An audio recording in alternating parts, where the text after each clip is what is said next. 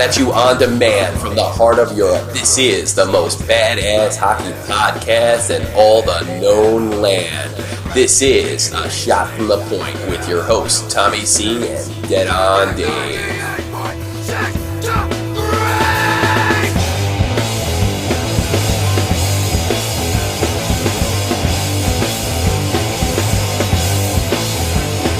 It's May 21st, 2012. Welcome to A Shot from the Point episode, not 12 hours after we recorded the original. This is a very special episode of Shot from the Point because it's a birthday episode. It's like when Rudy got caught with heroin in the Huxtable household. This is a very special episode.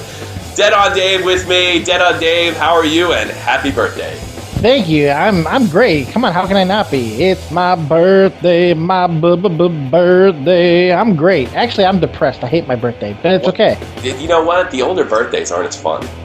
No, they're not. I got nothing. I'm in the attic. I'm sitting here. I'm talking to you on Skype, sitting here on a mattress in my living room. No, it's not great. No. There's after-school specials that start this way. It's not fantastic, but it's okay. I'm alive. Well, that's what we're doing here. This is an after-school special. This is like Joni and Chachi find out Joni got knocked up. This is the very special episode. Okay, but you're Joni. Oh, thanks. You're welcome. Oh, thanks. Well, you got to be somebody. But at least you're in the show. At least I'm on the show. Let's start off with the wonderful world of the NHL. Let's go over happy birthday, by the way. You blew your pick.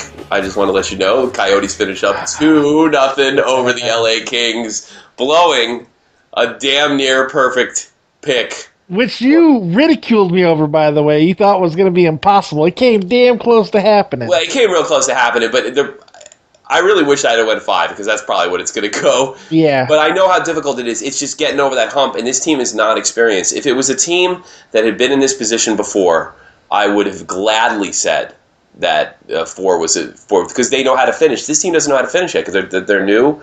They're starting off and they're there. And my freaking computer's acting up, if you can believe that. Oh, man. Cool. Well, I got this stupid program, this DLL fix files, which sounded good on the surface, but they don't let me stop it. All right, they let me stop it. Okay, stop it. That's it. So I'll get back and get away from my computer issues. But they I think that's the problem, Dave. They make it very difficult to finish that last game because what's in your head is the Stanley Cup playoffs. Yep. These kids grow up dreaming about this, and they're just a game away. And it's difficult to do the things that they've done prior because what's at stake, and what's at stake is their dream. Yeah, they were at home. It was a tough game. Mike Smith was standing on his head last night. He needed to. There's no other way they could have won. Yeah, he was a star last night. He was. I mean, the Kings were attacking all night. They were doing the exact same thing they've done all series long. Maybe they weren't as physical. And by the way, the Coyotes, man, again, they are just a dirty freaking team, man. Dirty. God, just dirty. Dirty, like a Romanian whore. Seriously. Yeah, but that's what they need to do to win hockey games, and they managed to do it tonight. Team captain, managed to pop one in there and make it happen from them. Smith did exactly what he needed to do, but again, I think this is a sign that this team does not have what it takes to go to the Stanley Cup final because they need such an effort from Smith to move on. If you look at the Rangers, they have to get to the defense, then get to Lundqvist. Why does everything have to go through the Rangers? Can we have a Ranger-free segment I'll tell you why. Because the greatest franchise is in the Eastern Conference Final! That's why. Okay. As long as I get an explanation, I'm happy. But I'm not saying I'm not biased. I try not to be, but I'm not biased. But I think that's a legitimate comparison. And if there was another team doing the same thing, like I said, they're a similar team. They just don't have the talent. And they're undisciplined. The Rangers are very well disciplined. Ask General Tortorella. Yeah. Super General Tortorella. Dude. I love Mr. Tortorella. He's Robot Overlord. Speaking of Mr. Tortorella, and we're going to get into the Rangers in a bit, do you think that a lot of his media interactions is hype? Is he doing it to motivate his players, or does he really hate the media? Barry Melrose claims that he's a really good guy, and that this is all just a big act. What do you think? I don't think that. I think that he's right. I don't think he enjoys this part of coaching. Because some of the stuff he says is just ridiculous. I think he says. I mean, the whole keep it in the room thing, by the way, was fantastic. He said that. I missed that. Oh my God! The other night when they lost a few nights ago, they were asking him questions of just question after question. And he kept answering, "I'll keep it in the room, Seth. I'll keep it in the room." It's just that was his response. It was fantastic. He hates the media. It's great. Why did he go to New York? I mean, that's just it's a big part of your job is dealing with the New York media, which admittingly is extremely difficult. I can't imagine anything more. To be second guessed as much as you're getting second guessed by guys that have been picked last in gym, and it must be really never played the game. It must be incredibly difficult for a guy like Tortorella to swallow. Yeah, he is a big dude. He probably wants to punch these guys in the face. What did Tortorella? He played when I was a kid. He must have played. He must have made. He had to have played something. Let's go check Mr. He probably played prison league somewhere. I mean, just playing for packs of smokes and a shiv. Oh wow, he's older than I thought. He's born in 1958. Oh wow, yeah. Oh, got some years on him. I thought that he was in his mid 40s. I thought he was only like 10 years older than me. But let's check his. He was a right wing. He's an off wing. He shot left. He was a right wing. Well, wait a minute. Yeah. So he shot left. He was a right wing. So he shot left, right? He had a very short career, 82 to 86. Hey, he played the game. Yeah, he played the game. I don't think he's an NHLer, strangely enough. Tortorella... Don't always need to. Yeah, I'm taking this right off of Wikipedia. Tortorella, nicknamed the Paper Italian, played right wing for the National Collegiate Athletic Association in the University of Maine for 3 years. By the way, the Maine Black Bears, that's one of the top hockey schools for those who don't know. That's a very good school. He played from there from 78 to 81. He played alongside his brother, goaltender Jim, who serves as assistant coach as the University of New Hampshire Wildcats. After college, Tortorella played for the... Oh my God, I can't even say it. It looks like a European name. Kyrgyzstan IK. I'll tell you what they are. There he played. All right, we'll just say he played for a Swedish team. Okay. So not the Hoppa. He played for the Verdi. Yes, he played for Verdi. The Verdi. Don't talk like that. Chris the Angry Swede will be upset. I'd like to meet this guy because I have already a picture of what he looks like. Just like a pale, blonde-haired, frail little child with a beer in his hand, yelling obscenities at me. Well, he's not blonde, strangely enough, which I would have too. He's dark haired. He looks kind of he's kind of bulky. To be honest with you, he's kind of a bulky dude.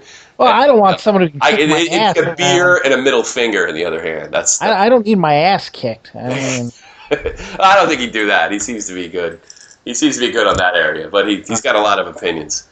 He's real popular in the Callanan household when he's on Skype and everybody can hear him. He's pure entertainment. He played 4 years pro hockey in the Atlantic Coast Hockey League, ACHL, which I don't think exists anymore. He played for the Gulls, the Blades, the South Stars, and the Virginia Lancers. A lot of times he was like, "Well, he didn't make it. He never played a game in the NHL." That doesn't mean anything as far as coaching. No, but he's a hockey guy. He's been around a long time. He's probably been on a few benches before he started coaching the Rangers. He's been around, So the fact that John Cherry was a great coach and he only played one NHL game, and he led to the Bruins to 2 Stanley Cup Finals. But it's not indicative of being a great... In fact, guys that have to struggle usually make better coaches because they know what it takes to stay in the league. Whereas they're not totally gifted, not completely talented guys. And they find ways to make it happen. Whereas a guy like a Gretzky or a Messier... Exactly. Gretzky did not work out. Yeah, sure. They have gifts. They find their way through and what have you. But it's the same reason why Michael Jordan said he'll never coach. He's having so many problems as an owner, I don't blame him. Oh, I'm sure. Yeah. Well, he's cut out for the ownership position. I mean, he's a money man. He's a money man, but he's just sinking that franchise over in Charlotte to the fucking ocean. I don't know anything about that. They won like 7 games this year. Yeah, it's ridiculous. Yeah, 7. Is he the general manager over there, or is he the owner? No, he's part owner. Oh, he's part owner. Majority owner, I think now. Yeah. Maybe you should get on the phone with Mario Lemieux. Tell him how things are done. Yeah, there you go. Yeah, you got to Lemieux saved that franchise. Oh yeah, on more than one occasion. Yeah, I mean, lucky for them, they got Sid the Kid, I guess. Well, I mean, as a marketability standpoint, you couldn't ask for anything better. He was 16 years old. He was a phenom. I mean, come on. You can't beat that smile, can you? Yeah. That big, Bling. toothy, big lip smile. That store-bought, toothy smile. That businessman smile. that Claude Giroux almost knocked his teeth out for. That would have changed the NHL's image. That would be great if Crosby would show up and just grin and they're missing tooth. That would be fantastic. It's just sad that who knows how much longer his career is going to go because of all the concussions he's had. I wonder. That's another story for another time. I really definitely. That's God. Well, getting into the Rangers. Of course, they went 3-0 the other night, and they had the. Before you listen to this, I was hoping you listen to this one before you actually watch the Ranger game tonight. Rangers are looking to make the series a little bit more unreachable for the Devils, making it 3-1 if they win tonight. Devils are playing on their home ice, so they're going to come out firing. This is going to be this. I expect a hard-hitting game. The Devils are going to do what they have to do. This may get dirty. If there's going to be a fight in the series, it's going I was about to say the exact same thing. We haven't seen it yet, but I think if there's any, especially if the Rangers come out firing and let's say they go up 2 goals in the first period, we're going to see a fight. And sure. You might even see one without that because their coach is going to have them ready to go. Yeah, and they're going to. I think that's kind of what happened to Prost. By the way, Prost did get suspended for 1 game. Honestly, me and Dave both believe it was deservingly. But I think that's what happened with Prost. Tortorella called the timeout. Prost got all excited, and he went out and, let Zubats know that he was human. Yeah, let's see how far your neck can turn. Let's see. Boom. Pretty far. Pretty far. Well, I'm glad Zubats wasn't injured seriously, but I think I disagree with Tortorella. I don't think it was a dive. I think it wasn't. Slow motion. It's just more of Tortorella's freaking craziness that he likes to impart on the world. A Ranger victory tonight, I think would put it out of reach. I think it's fair to say would put it out of reach for the Devils. Yeah. I don't necessarily think it wouldn't still go 7, but I think it's going to be very difficult for the Devils. If they take home ice completely away from them in this series, it's going to be hard for the Devils, especially the way Lundqvist is playing, especially the way this defense is focused. It will be interesting to see with Prost out of lineup because he is one of those utility players. He does the heavy lifting, as I read in one article, how they respond to that. Because Prost is a big part of this team, a huge part of this team, especially in an all-defensive-based team. Yeah. So let's see how they react from that. It'd be interesting to see who they put in the lineup in his place. And I do have a feeling Jersey will pull this out. I think. You know what? I'm going to say I'm going to say the Rangers are going to go, and I'm going to say Kreider's going to score 2 goals tonight. If Kreider scores 2 goals tonight, he's going to be a millionaire by next year. I like this story, man. I like this kid. Yeah. I really like this kid. And I thought I loved the Holtby story. Yeah, the Holtby's, I don't know. We'll see next year with Holtby. And we'll see that, and you can make the same argument with Kreider as well. But I think that if they win tonight, it's definitely going to put it out of reach. Real quick, if you listened to the last broadcast and you heard that spraying sound, I have an explanation for that. My kooky neighbors, who are usually fighting as much as they possibly can, decided to whip out, and I'm not kidding you, and I was really surprised that actually, the whole thing was going on while I was doing the show. They actually got a fire extinguisher and started spraying each other with it. Is that what that was? That's exactly what that was. It's not an exaggeration. And I was just thinking, awesome. Well, it's so far away, there's no way the mic will pick that up. No, I heard it during the show, and I wanted to say something. I was like, I'm just going to let it go. You're more than welcome to say, hey, what the hell was that? Oh, yeah, I know that, but I mean, it was just such a weird sound. It sounded like a gate was slamming. Well, I left the windows open because... Well, I want air, Yeah, I want air, but we're in Germany. We don't have central air conditioning. It was just they were having a party or something, and they're usually fighting. They're usually like, oh, you hear this, rouse, rouse, rouse, and it's hysterical. I usually go downstairs and smoke just to listen to it. It's perfectly enjoyable. And but they I don't know if at first it sounded like it was kind of a funny thing to do, but then it sounded like it was getting really out of control. And, so I think it turned out to be a friendly, you know who should have been here last night? Mark Zuckerberg. He should have witnessed this in his own eyes. I wonder if he would have thought it was a good investment. Probably. Yeah, sure. Well, take it from someone who's been in a fire extinguisher fight. Was that downrange? Was I've that been, yeah. Well, no, I've been in one right in Wiesbaden at the Haas a couple of times. Super. And then a couple times downrange. Birthday parties gone wrong. No. Speaking of birthday, where's your birthday burgers? Aren't they way? Yes, my wonderful wife is making me birthday burgers. I'm very excited. We're gonna allow that on Dave to eat for his birthday. You're gonna try to stop a fat man from eating his birthday burgers? I'd like to see you try. You lose a finger, buddy. So Prus gets one game. Russia wins. Czech on the bronze. Crap. Okay, the only other thing that's in the NHL right now that's really important. The collective bargaining agreement ends this year. And they're going to go to the mat at the end of the season. And it's perfect timing because every time they have a high-rated, great season that gets the public's interest, the NHL would manage to lock their players out or there's a strike or something. And the last two stoppages were strikes, or lockouts. And I fully expect the NHL to do the same thing. They're probably the only people on earth. Yes, I think I tried. They've done it. They did it in '95. I know, but right now they're capitalizing on other sports' weaknesses. They don't care because in the past, what they do is they see the potential money coming in, and they say, "God, we got to make sure the players don't get a piece of it," and that's their biggest concern. They don't care if the game grows. They don't care who wins. The perfect evidence of that is when the Rangers won the Stanley Cup. That was probably the most mainstream Stanley Cup, the best promotion, the best. There isn't a commercial in the Super Bowl you could run. Anything that's more important than what happened in 1994. It was such a fantastic story, and they shut the league down.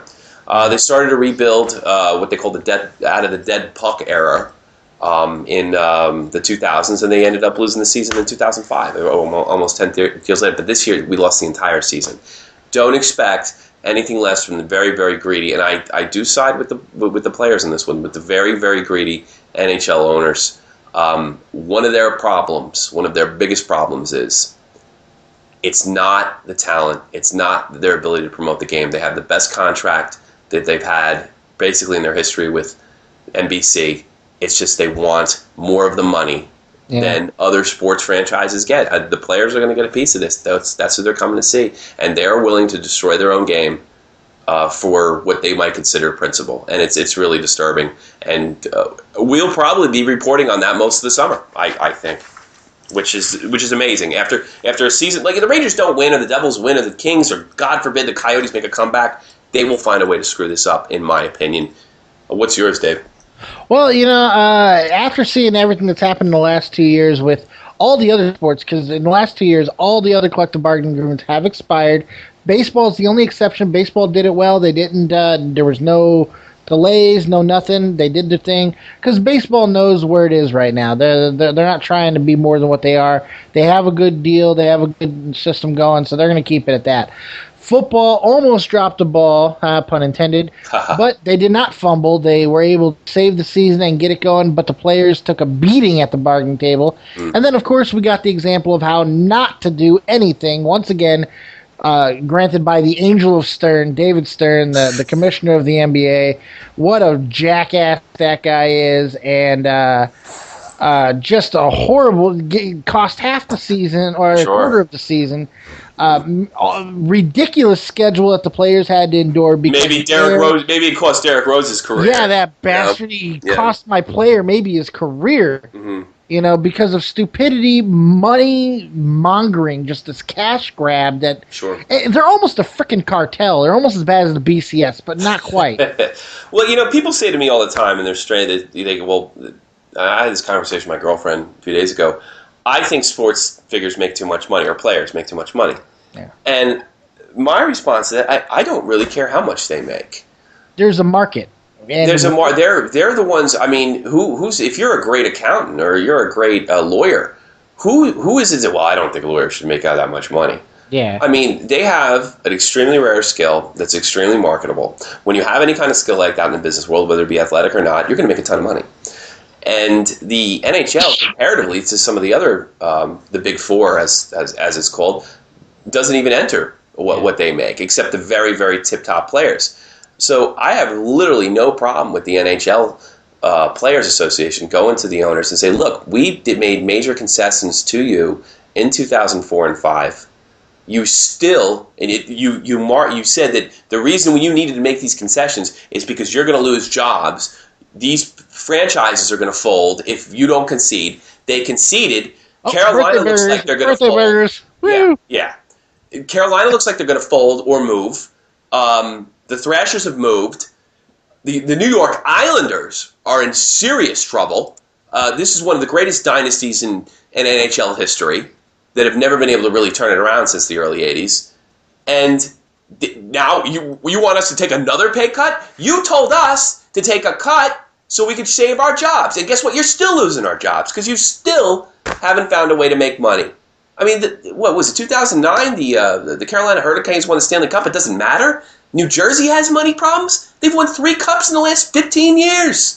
How is that a problem? And you're going to lock these guys out again? I'm sorry. I'm on the player's side just about every time, maybe with the exception of the NBA in the last one, the way Ewing handled himself. But I'm normally on the player's side, and I'm even more on the player's side of the NHL. And you guys, I think the elephant in the room is, and this is probably most of the major sports leagues, there's too many teams and not enough money to support them. But nobody wants to talk about closing or folding a team. Well, we'll just move them around. Well, that's just, you're just pushing off the problem. Yeah. Maybe there's just too many teams. Maybe it's time to fold some teams. If no one's going to see them, if you can't get a go, because the real money's in TV from what I understand anyway, if you can't find enough people to go, maybe you have to close these teams off. Two franchises in Florida was a bad idea. A franchise in Atlanta was a bad idea, especially since the Atlanta Flames were there not 30 years ago, and that failed miserably too. The NHL doesn't learn. They keep on wanting to penetrate markets like down south where they don't know an ice sheet from an ice cube. Penetrate. Yeah, exactly. Well, I'm glad that turned you on, baby. It did. Yeah, and they continue to do this, and I don't be surprised, Dave, if they lock it out. I mean, do you believe me? Look, obviously with those 5,000 words you just said, you definitely know what you're talking about. There's no question about that. There's going to be some kind of give and take. We're going to have a season. I don't think they're going to be. So. I hope so too. But for all those people who do have a problem with what sports figures make, don't watch. We're the reasons why they make the money. We're the ones. Bingo! You hit it. There you go. That's just the reality of it. We want to watch sports, and we'll pay, even in a recession, we will pay ridiculous prices to go watch these sports heroes do their thing on the court. It's just how it is. Recession and depression-proof in the sports world. And you know what? No one complains about Jim Carrey making the kind of money that he does, and I don't either. No one complains. It's like somehow actors are allowed to make the money, but because these guys are playing a game, that they're not allowed to make that kind of money, even though the interest in these games and the money or the potential money in these games is just as much as it would be for any Hollywood feature. I don't care what Matt Damon makes. I could care less. I mean, good for him. I hope he makes $6 billion a film. That's entirely up to them. I mean, it's not... Basically, the owners don't trust each other. No, but they don't, and they never will. Which is why they're afraid to trust businessmen. Yeah, no. Businessmen never trust other businessmen because one businessman's only trying to screw another businessman. That's how it is. So we're going to lose our season because of greed. And my experience is that the owners try to win in the court of public opinion. Oh, look at these Grady players; they're making so much money. In other sports, that might be possible, not in hockey. No, I mean they're not making the type. I mean, it's better than it was 20 years ago, but that's normal. Salaries are going to rise, especially if you're making more money, and you need to manage your money better. And you have to check your investments, like in certain markets that don't have a return. And holding on to these markets after you realize you're not going to get a return, maybe that's bad business. It's irresponsible. If that costs the players jobs, then that costs the players jobs. And maybe that's something the NHLPA wants to think of. You close the doors on 3 or 4 franchises, the worst 3 or 4 franchises. You put those players into a draft pool. You let everyone have fair shake at them. You do ping pong balls, whatever you got to do. Sure. Everyone gets a fair shake. Every single team gets better because of it. Markets go up, TV shares also rise, everybody wins, we get better hockey, we get to see better players, better standard of hockey. We don't have to worry about these crap-ass teams going out there playing in front of 3,000 fans a night. It's ridiculous, and honestly, it's kind of an insult to the game and to fans. It's disgusting. I mean, there's nothing more embarrassing. I mean, even like... God, this is a good burger. Ah, there it is. It's Are you fantastic. enjoying that birthday burger? I am. Sure.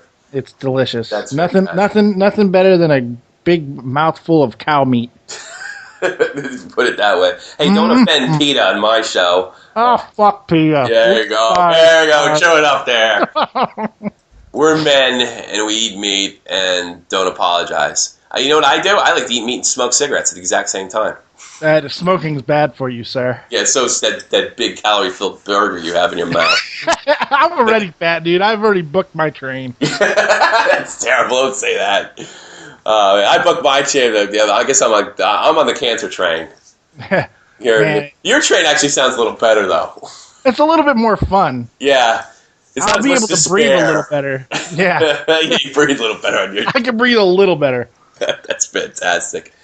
Yeah, maybe I should start a very special bit how I've struggled with tobacco since I... Oh, yeah. Let's get you on the patch and then just do shows every day and see. You think I have been on the patch?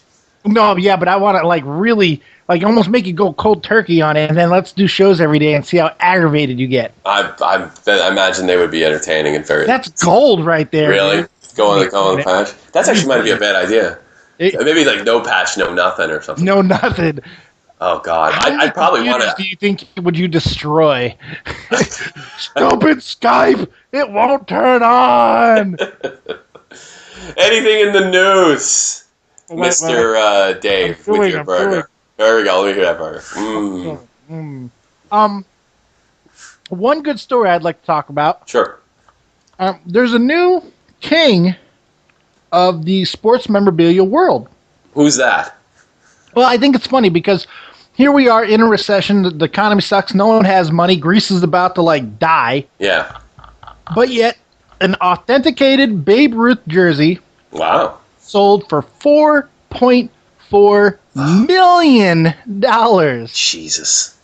Insane. I bet he wore it once. He probably wiped his brow with it once. Who knows? It's a 100-year-old jersey almost. Wow.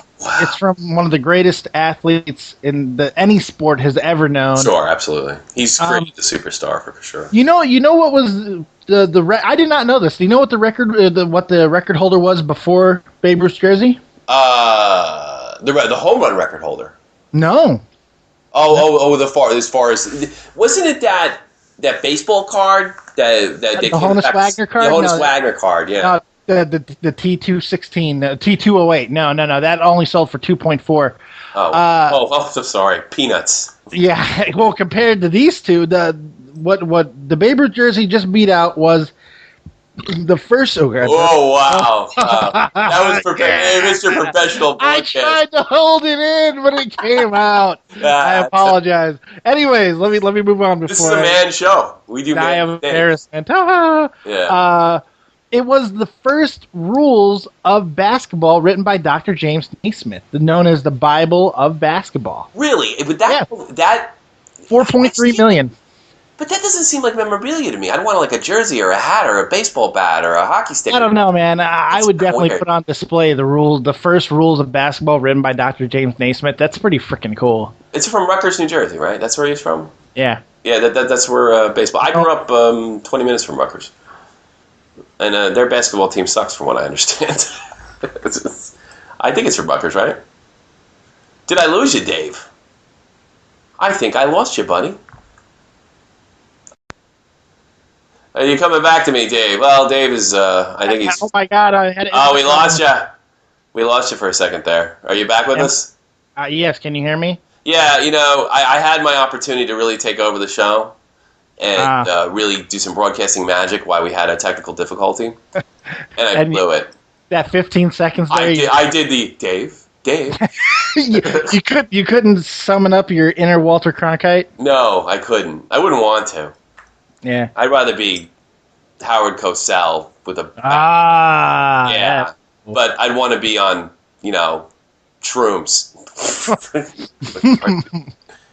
I would like, I wish he had a drinking problem because he would have been way funnier if he had a drinking problem, Mr. Oh, yeah. Yeah. Most of them were. I mean, Jack Brickhouse had a drinking problem. Harry Carey had a drinking problem. And he was we're talking about great. I think one of the Yankees, Mel, one of the great Yankee announcers.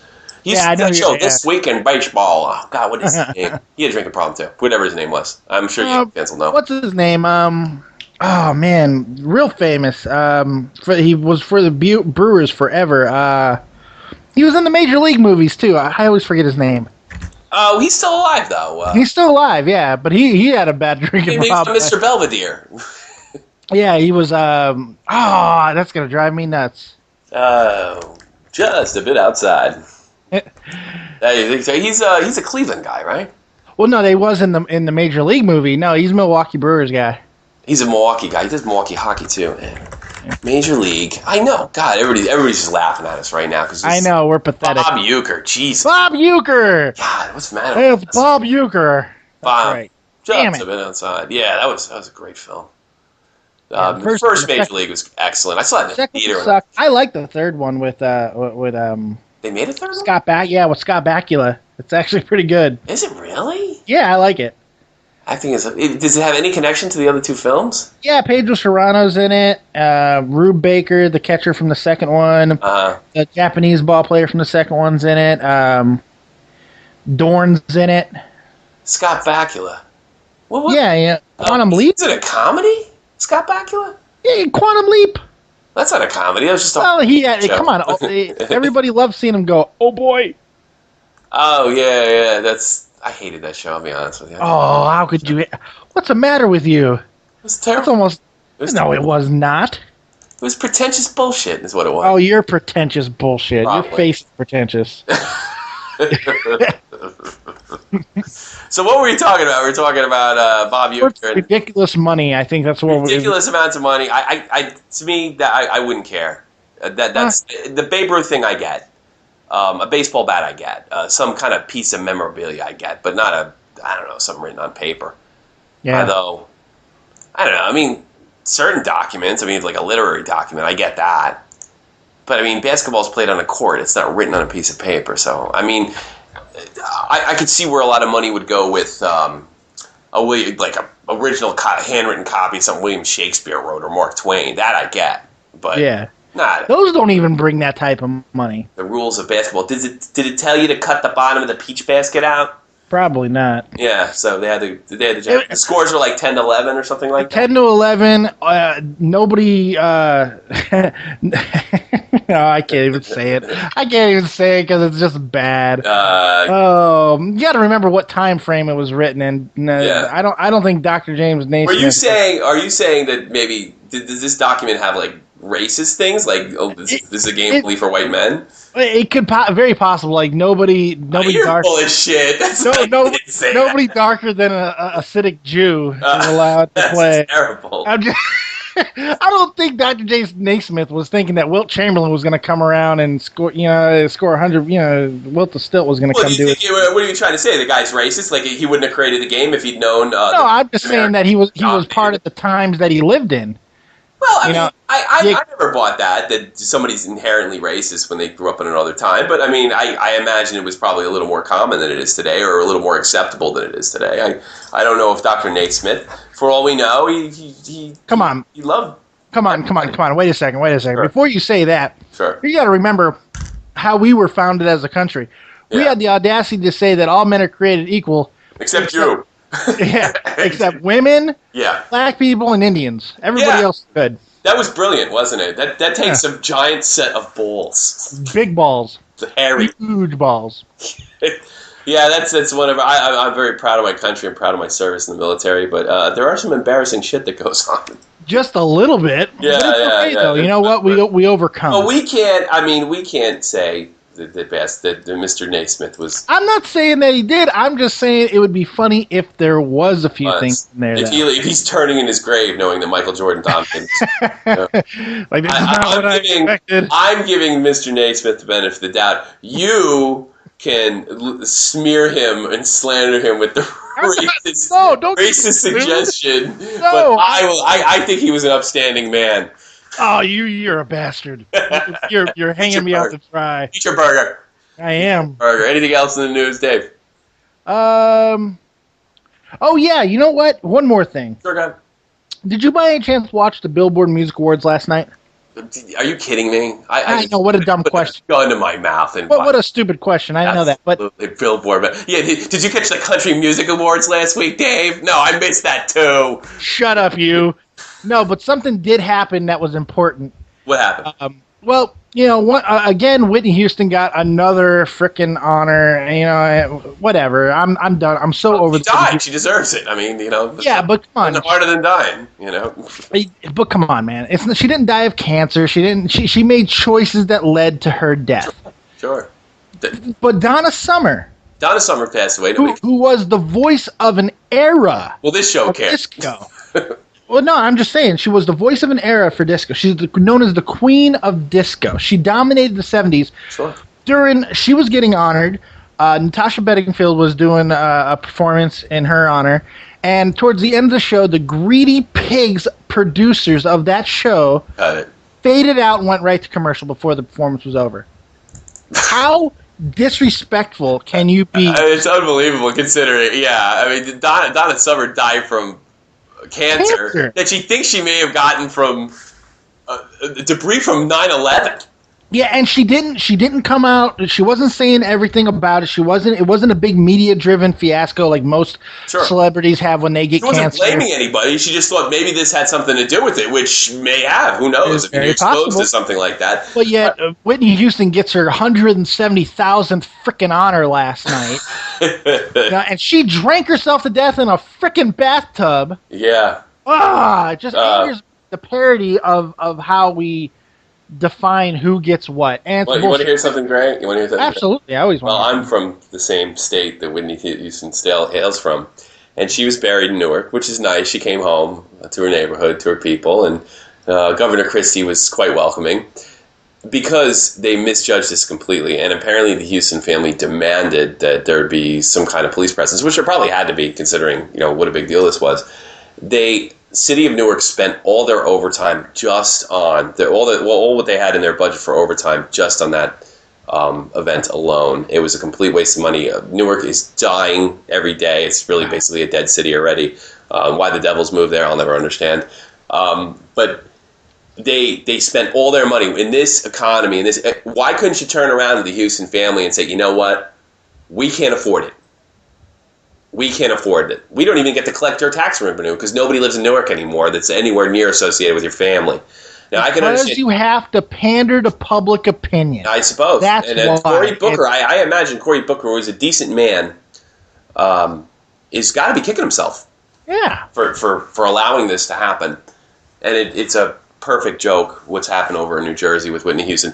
I'm not going to bash Whitney. I have had a lot of friends with a lot worse problems than Whitney. I have friends in jail, Yeah. And I still love them very much. But seem like we're celebrating somebody like her. And I take Amy Winehouse, who I think is an infinitely better talent than Whitney. Oh, I don't know about that. We'll get in that debate another time. But I think she was a great talent. Amy Winehouse is a great talent, but what Whitney Houston did throughout her career, I don't think. She's a lawyer. Well, Amy Winehouse died before she was 30. No, but I'm saying, Whitney Houston was once considered, hands down, the greatest female voice anyone's ever heard. Sure. It was insane. Amy Winehouse is a great voice, but there's somebody who's almost identical to her vocal style right now, who's even bigger than she is, and that's Adele. They're very similar vocal range. Very similar. Just listen to it a little bit. You'll hear it. They're very similar vocal range wise. Well, they both got that baritone voice. Late '60s R&B in there. So they're both very talented, though. Oh yeah, I don't know. Maybe I connect.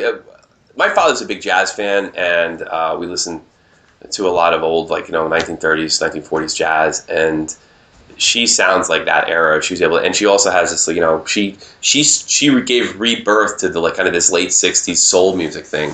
A little white Jewish girl from England really gave, and CeeLo as well. CeeLo helped this as well, and really kind of changed the whole landscape of R&B and kind of brought it back to where it was. And I got to give that credit to Amy Winehouse, whereas Mrs. Houston kind of was going with the times. I'm not knocking Whitney, but getting back to what I want to get to. When Amy died, it was like, you asked for it. And she did, no doubt about it. When Whitney died, we're supposed to all forget what she was, which was no different than Amy. Yeah. So, and way more public. Sure. She went on Barbara Walters and was calling crack a cheap drug, or cocaine was a cheap drug. I mean, come on, crack is cheap and all this stuff. What the hell? Oh, that's cheap. Yeah. I mean, insane. It's insane.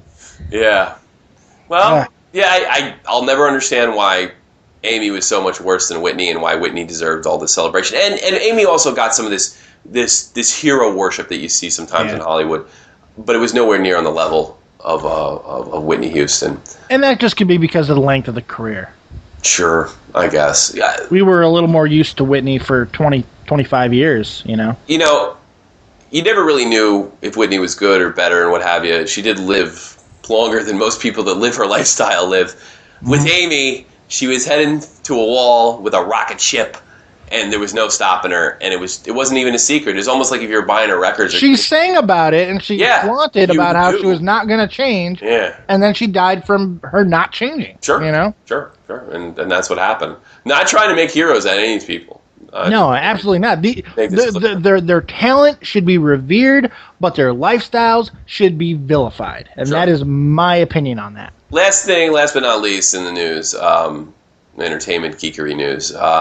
Robin Gibb, another king of disco, for the great band, the Bee Gees, a band that really took me a long time to kind of appreciate it, because I'm coming out of that, heard a lot of that disco sucks thing when I was but from what I understand, the Bee Gees really never intended to be disco. They were kind of a rock band that fell into that whole scene. Yeah. And they have one of the best scenes I've ever seen between a man and a woman. It's the end of Saturday Night Fever. Yeah. And it's about John Travolta, and I forget the actress's name. John Travolta's talking to his girlfriend, and his girlfriend says, "Look, there's no serious relationship here, but can we be friends?" And Travolta looks at her quite honestly, says, "I don't know if I can do that." And in the background, you hear "How Deep Is Your Love," which is absolutely one of my favorite songs. It's a perfect scene. That movie is not just a pop culture hit. That's a great film. And I'm glad you referenced that, because if you listen to my show today, I almost say identical to what you just said. No kidding. I'll have to check. Really. I mean, the Bee Gees are responsible for one of the most influential and era-defining, generation-defining soundtracks to one of the most era-defining and generation-defining movies in cinema history. Sure. I mean, Saturday Night Fever, people forget now how freaking huge this movie was, and the soundtrack was a big part of that. Sure. And the Bee Gees were at the heart of it. And what happened, I think, and I was too young to remember, of course, because I think that movie came out in 78.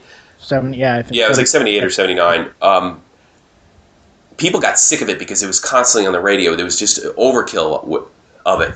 And it took me, I didn't watch the movie till the late 80s, when the disco thing was long dead. It's a fantastic film. It's a really, really good film about regular people. And it's also really, really funny.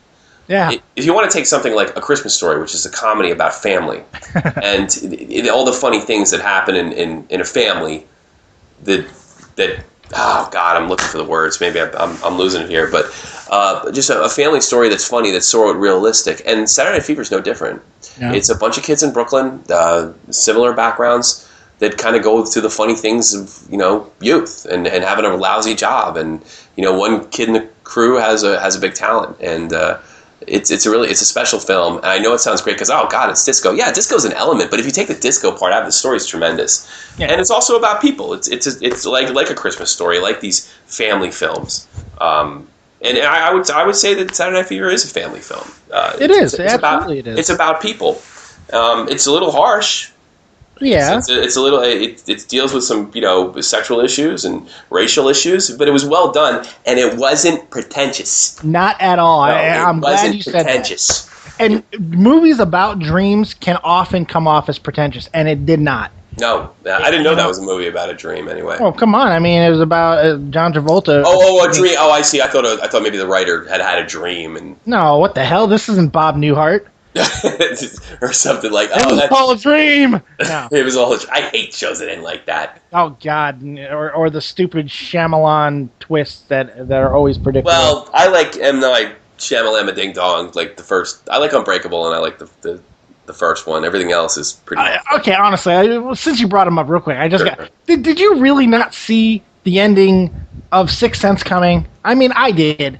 I said it out loud in the theater, and I almost got lynched. Good.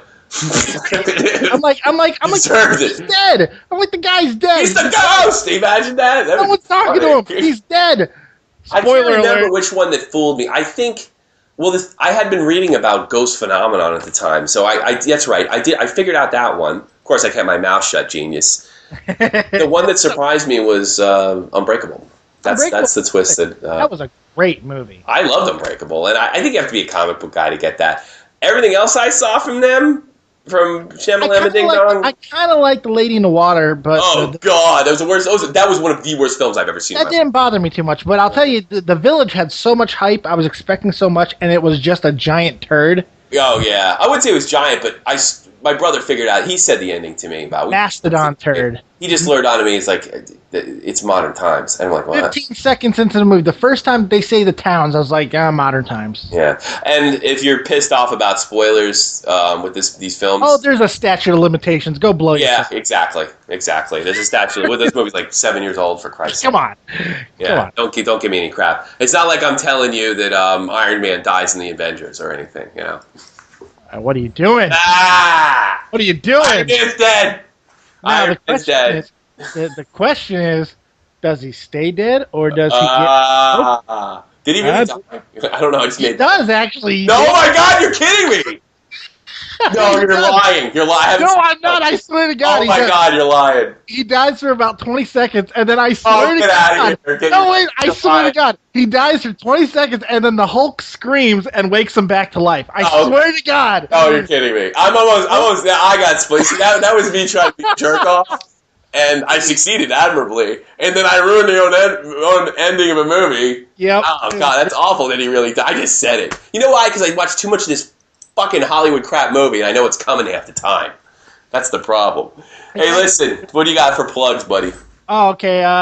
My show, of course. This Guy's Take on It, which is fantastically funny. I hope you guys enjoy that. My book, The Chronicles of L.J. Stevens, which is available on Amazon.com, coming your way on ebook and iBook. You can follow me on Twitter at David W. Vancura, and check out this little review site called Chaos Hour. My brother, Brandon Robbins, is a reviewer over there, and he does a really good job. You should check him out. I'll have to check that out. I haven't checked that out yet. Send me a link. We'll put it in the... remember, you can check out any of these links down below us, and especially in YouTube. Yep. But check the links back though, and help the people that are helping us. We'd really appreciate that. Like this guy, like John Freeman. Wait, no, JohnFreemanMusic.com. JohnFreemanMusic.com. I beat you to it. What's the site again? JohnFreemanMusic.com. JohnFreemanMusic.com. JohnFreemanMusic.com. Yes, John Freeman. He is available for hire. He not only is he lit in his own rock, but he's able to write jingles and things like commercials. He even has a song on his site called Yogurt Commercial, which I find really amusing. And if you play it, I mean, it's just the music, and it sounds like a goddamn yogurt commercial. You really gotta see it. It's called Yogurt Commercial. No, I mean, what he's trying to do is he's trying to sell, like, what he can do besides. I mean, he has his, like, rock album, which is really diverse rock record. And he has his, this is what I can do for money. Please hire me desperately. I can make a yogurt commercial. So definitely give. He's helping us out. He's not. He's a good guy. I know, it's a joke. I really should put that picture of him. He's got like a new press picture, which is really funny, and he's like in a purple suit. He looks like Willy Wonka. Oh God! If Willy Wonka was on a sex offender list, Oh my God! So basically, he looks like Prince in Purple Rain. No, purple suit, not that good. Like a sex offender. You say purple suit looks like a sex offender, I think of Prince with that little stash. Yeah, that little stash. He's a healthy guy. Right? I don't know. I'm not saying he is a sex offender. I'm saying he looks like one. He looks like he could be very handsy. I'm just saying. I'm not saying he is handsy. Yeah. Can't say he's handsy because that's like illegal, right? I don't know. I mean, handsy. I heard he was handsy or something like that. I mean, Schwarzenegger put his hands on many, many workers' asses and didn't go to jail, so... Well, that's not illegal if you return a favor. Well, check out JohnFreemanMusic.com. Please do. Make sure you also check this guy's take on it, which you forgot to plug, by the way. Which is your in my show. This Did you say your show? Yeah, I did. What do you? This show's going way too long. It's got to end. That's okay. I will put an end. Get to the chopper, Tommy. Yeah, it's time to rock and roll. Rangers, Devils tonight. Rangers, let's put them away. Let's put this whole thing away. Let's move on. Let's get on to the Kings. Let's get the fight on. You fought this long. Let's go to it. Wait a minute. Do you want to drop that stat? Oh, yes, I do. Drop that stat right now because I got a stat for you. Go ahead. We've been talking so much about the domination of the Kings. Mm-hmm. Here's an interesting stat that people might not know. Domination in earlier rounds does not necessarily mean success in the Stanley Cup Finals. In fact, it means the opposite. 5 teams have gone on to win, like the Kings have done, 11 of their first 12 playoff games. Not one of the previous 5 has ever won the Stanley Cup Finals. I got something interesting. Oh, sorry. So losing this game last night could be that blood in their mouth that they needed to taste and really turn it on. No, really turn it on? Well, I also have a stat for you because I did my homework as well. No team has ever won the Stanley Cup and has played as many games as the New York Rangers have. Oh, this could be a historic final. Very, very interesting. Very interesting. Hey, listen, Rangers Devils tonight, 8 o'clock Eastern Standard Time. Please enjoy the games. Let us know what you think. Thank you for listening from a shot from the point. Peace. See ya. We out. Out.